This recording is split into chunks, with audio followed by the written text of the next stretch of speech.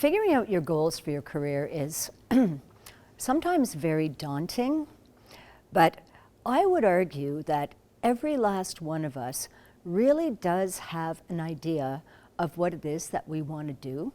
It could be a really far-fetched idea, and it could be a perfectly possible idea, but we have those ideas. And what I've found in my experience is a lot of people don't action the things that they want to do because, quite frankly, they've been talked out of it by somebody else, or they've been schooled or socialized not to go above and beyond what they perceive to be their position. And I think that's inherently maladaptive, to be perfectly honest. I think that it would behoove us all to get a lot more familiar with what we actually do want and go and pursue it. Now, sometimes you don't know what you want. And this is where I make the distinction between having goals and creating a wish list. So when I have a client who's really struggling to figure out what they want to do, my favorite question to ask them is, okay, let's pretend I'm a really rich witch and I'm writing the check tomorrow morning. What do you want to do? If you had all the money in the world, all the access, or exactly what you needed to go and do what you wanted to do, what would that thing be? And boom, watch the answers come falling down, okay? So get comfortable with the wish list, give yourself permission, and get them onto an actual list. After that, executing on the list is easy. The big chore is making the list. So having a goals list is an unbelievable and probably the best start you could possibly make with your career. But once you have your list, what do you do with it? Well, here's what you do with it. You go through the list item by item. You just review it, and you look at the item and you say, okay, is this a short-term, a long-term, or a medium-term goal for me? Right. And you ask yourself a second question for each item on your list. On a scale of 1 to 10, how do I feel about this? Is this a 10? Is it a 7.5? Is it a 5?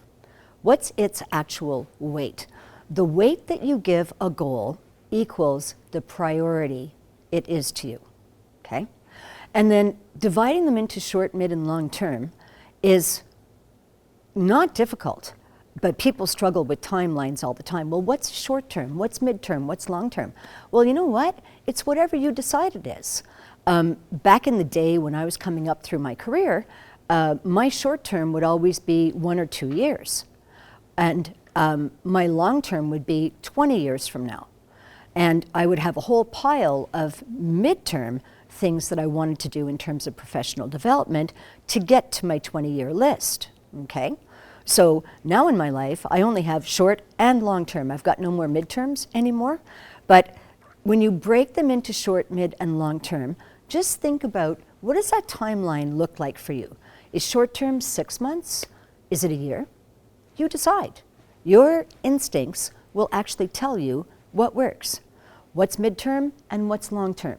So at the end of the day, your goals list ends up in 3 different categories, short, mid, and long term. And then you take your priorities, this one's a 10, this one's a 9, this one's an 8, and you put them in descending order, and then boom, you've got your list to work from, and you can take those and you look at it once a week. Every business week, I do my planning on Monday mornings. I look at my goals list and I say, okay, what needs advancement in either my mid, my short, my mid, or my long term?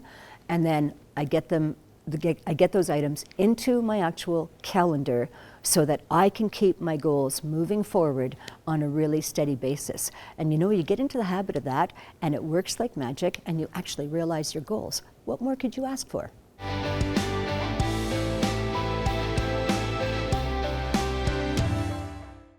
Job seekers typically start their careers out by having graduated some kind of academic program. And that's great, but that's not for everybody. Not everyone can go through or can afford to go through or is in a position to go through an academic discipline. And that's absolutely fine. That is what becomes what we refer to in recruiting as an experiential portfolio. You don't have the academic creds, but you've gone out and you've tried a number of different things that have helped you develop a bunch of hard skills and soft skills. Now, what are those things? What can they be? Well, they can be anything. You want to start definitely with volunteering or public service. Some young individuals can't attend a school program because they're busy caregiving. Okay? Caregiving is a critical skill, right? So that can make it onto the resume. I remember several seasons of my life where, because I was working in production, I was unemployed for long periods and having to make the rent at the end of the month. Well, guess what I got good at? I went and I painted. I painted the inside of people's houses, and I painted the inside of my apartment building, okay? And I did this all to have my rent covered for free, and it worked like magic. And then it didn't matter whether it was painting or anything else. What mattered was, at the end of the job, I got a testimonial from the person that I did the job for. And they would give me a one-liner supporting my work, or they would give me a letter of recommendation. So again, it doesn't matter what you apply yourself to. Everything in life you can learn from, and everything adds to your experiential portfolio. So don't be afraid to experiment.